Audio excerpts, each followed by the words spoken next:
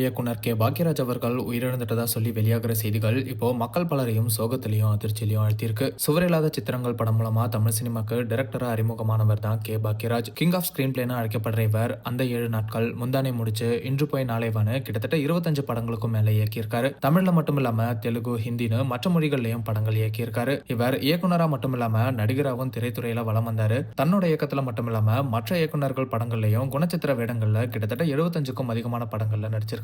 இந்த ஒரு சூழ்நிலையில 73 வயசாகக்கூடிய கே. பாக்யராஜ் அவர்கள் இன்னைக்கு காலையில மாரடைப்பு காரணமா உயிரிழந்திருக்காரு. மாரடைப்பு ஏற்பட்ட உடனே சிகிச்சைக்காக ஹாஸ்பிட்டல் கூட்டிட்டு போயிருக்காங்க.